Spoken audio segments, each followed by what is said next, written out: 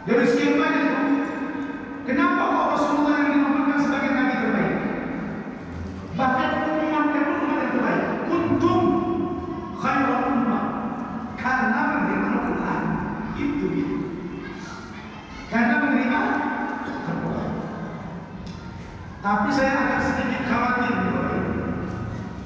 karena Tuhan belum kita udah mulai sering ikut rombongan presiden. Tidak kan? Bagus Ustaz, jangan. Nggak level itu. Kata Nabi, ulama yang bersandar ke umara hilang 23 agamanya. Dari segi posisi baris, susunan duduk tidak mungkin setara. Prabowo, Gibran, dan Adi Hidayat tidak mungkin. Pasti di belakang. Benar kan? Sementara di bawah dia siapa? Orang yang di bawah dia semua kemampuannya. Mungkin tak pandai, tak tahu Tuhan tidak tahu. Wallahu a'lam. Sementara dia jangan tanya. Bahasa Quran jelas kepalanya. Bahasa Jepang, bahasa Inggris. Saya pernah nengok dia di YouTube itu memberikan khutbah di Jepang pakai bahasa Inggris. Hebat dong berarti. Kalau Ustaz pakai bahasa Arab biasa, tapi kalau Ustaz pakai bahasa Inggris luar biasa. Hebat itu, ya kan? Artinya kita berdoa supaya ulama-ulama karismatik kita tetap terjaga. Kan itu dalam sejarah terbentang dunia ini, di kalangan imam-imam mujtahid tidak ada yang dekat dengan pemerintah. Semua justru berlawanan dan bolak-balik di penjara pun, ya kan? Untuk menjaga kesterilan agama ini. Begitu. Itu doa saya, mudah-mudahan jangan sampai terjadi yang kita khawatirkan, terjaga. Ya. Jadi Bapak Ibu sekalian, kalau ada sekarang cucu, Bapak Ibu ada waktu, Bapak Ibu nggak perlu pakai guru, langsung aja kita ngajari semampu kita. Itu lebih baik, lebih afdol. Ya, itu kadang-kadang banyak kali alasan kita, kayak dia ustaz, nggak mau dia ustaz, dia apa? Namanya cucu, ya kan? Sanukri'uka fala tansa illa ma sya'allah. Akan kami bacakan kepada Quran yang Muhammad yang membuat tidak akan pernah lupa kecuali Allah mau kau lupa. Apa boleh buat? Kata Yusuf Qaradawi, kata-kata illa ma sya'allah ini untuk mengingatkan kepada kita agar jangan sampai hilang tanda-tanda ketuhanan yang ada pada diri kita. Bahwasanya kemampuan kita itu tidak terlepas daripada bantuan Allah Subhanahu wa taala. Jangan dianggap kalau kita mampu itu karena memang kemampuan kita, itu hikmah ayat illa ma sya'allah. Sebab dalam kisah Nabi pernah sholat tertinggal ayat, pikir sahabat mudah dihapus ayatnya. Habis sholat kita ada sahabat, ya Rasulullah, apa ada pertukaran wahyu? Tidak ada. Tadi engkau nggak membaca ini ya Rasulullah. Oh ya, lupa saya. Nah, itu pernah terjadi dalam riwayat bahwa Nabi tidak pernah lupa untuk menunjukkan kenormalan bahwa Nabi itu manusia. Tapi satu contoh lah, contoh. Selainnya tidak. Jadi Rasulullah itu ingin dipertegas oleh Allah dengan segala ketidakmampuan Nabi membaca dan menulis, tapi memiliki kekuatan daya ingat yang luar biasa. Menurut Bapak Ibu, Nabi enggak bisa baca tulis, bisa. Itu kalau kita kumpul subuh, wassallallahu ala sayyidina Muhammadin nabiyil ummi. Ummi, kalau habibnya bertasdid, ianya tidak, makku. Tapi kalau ianya bertasdid, ummi,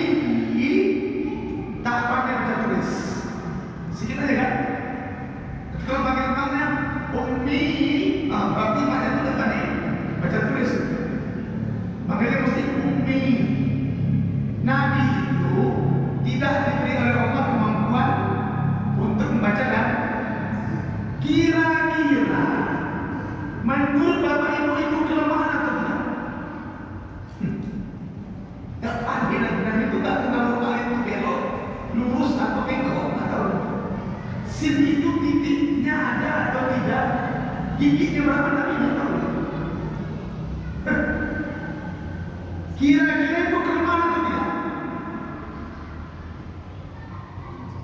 Oh dia. Ketidakmampuan Nabi untuk tidak bisa membaca dan menulis itu bentuk kelemahan atau tidak? Loh, padahal apa? Nah, justru itu bentuk ketegasan dari Allah, bentuk ketegasan dari Allah yang disampaikan ini memang betul-betul dari aku. Begitu maksudnya. Itu bukan kelemahan, ketegasan. Sekarang ini ya, kalau saya tulis masalah dan saya artikan ini Bapak Ibu, ini undangan Raja Salman di saya. Ya kan, tengok masalah. Percaya tak? Belum tentu. Itu mungkin dia yang bikin karena dia pandai. Dia kan pandai. Bukan tulis itu. Sehingga kemampuan saya menjadi kelemahan itu. Ya, tidak Bapak Ibu mudah percaya. Yang mungkin pasti dia itu orang yang mengerti. Tak dari kawan-kawan itu. Jadi tidak selamanya kemampuan itu mampu kerja. Tidak selamanya kepintaran itu mengangkat martabat. Ada kali itu menjatuhkan. Nah Rasulullah itu hikmahnya tidak diizinkan Allah baca tulis untuk menegaskan bahwa semua yang disampaikan itu murni, steril dari aku. Karena dia tidak tahu. Sehingga tidak ada intervensi penukaran bahasa, penukaran tidak ada. Sampai-sampai begini, ada sahabat bertanya, ya Rasulullah, berapa Allah itu? Allah itu berapa ya? Banyak, sedikit, atau berapa? Rasul dia terus turun ayat, apa ini? Kul, jawab Muhammad, jawab. Apa yang dijawab? Huwallahu ahad. Kul, huwallahu ahad. Apa artinya? Kalau memang Rasulullah ngerti, dia akan bilang berapa Allah itu? Huwallahu ahad. Karena kul itu untuk dia. Jawab ya Muhammad. Kan tak mungkin dibawa Nabi semuanya. Jawab ya Muhammad. Bilang ya Muhammad. Pak Wahid ditanya orang, catatan Ustaz tuh, datanglah ke malam ini. Saya bilang, Pak Wahid, bilang sama jemaah saya kata, apakah Pak Wahid mengatakan apa kata Ustaz tuh? Kata Ustaz tuh bilang sama jemaah saya kata. Kan tidak. Pasti Pak Wahid dia bilang, insya Allah saya kata. Tidak semua bahasa saya dibawa. Nah Rasulullah, karena memang beliau itu murni menerima wahyu, tidak ada yang dikurangi, tidak ada yang ditambahi, semua yang disampaikan itu yang disampaikan. Kul huwallahu ahad. Kul ya ayyuhal kafirun. Ya kan? Dan lain sebagainya. Jadi kita mesti bisa menolak itu. Ketidakmampuan Nabi menunjukkan ketegasan Allah bahwasanya memang firman itu murni dari Allah Subhanahu wa taala. Tidak ada di situ apa? Pemalsuan. Nah, kalau orang pintar justru dicurigai palsu. Saking pintarnya lolos kepalsuan itu sampai berapa belas tahun lolosnya. Kan gitu kan? Sayangnya ketahuannya baru dapat setelah habis kan saudara itu. Itu kan dipalsukan. Ayat ini Nabi sendiri tidak diberi kemampuan murni asli. Bapak Ibu, ada orang yang bangga pergi ke Turki, Museum Topkapı, Istanbul, karena di sana banyak barang-barang peninggalan para nabi, antara lain tongkat Nabi Musa, ya kan, jubah Nabi Yusuf, topi perang, baju besi, sandal, dan lain sebagainya. Saya pernah baca di tongkat Nabi Musa itu banyak tertulis bahwasanya orang yang hidupnya hanya untuk dunia, dia tidak lebih mirip daripada Fir'aun. Kerakusan itu.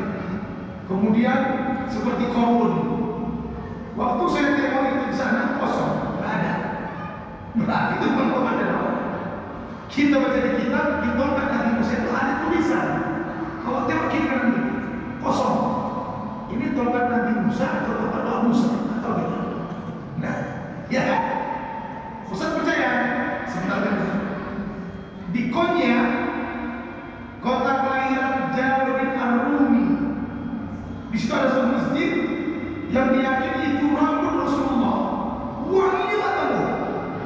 Saya cium kota itu, nampak rambutnya. Yakin Ustaz? Belum. Karena kota ini ditaruh parfum. Ya kan? Jadi kalau sudah tidak pun ditolak, tidak pun dipercaya. Kenapa Ustaz? Biasa-biasa. Kenapa itu? Keyakinan saya, warisan bagi Rasul yang paling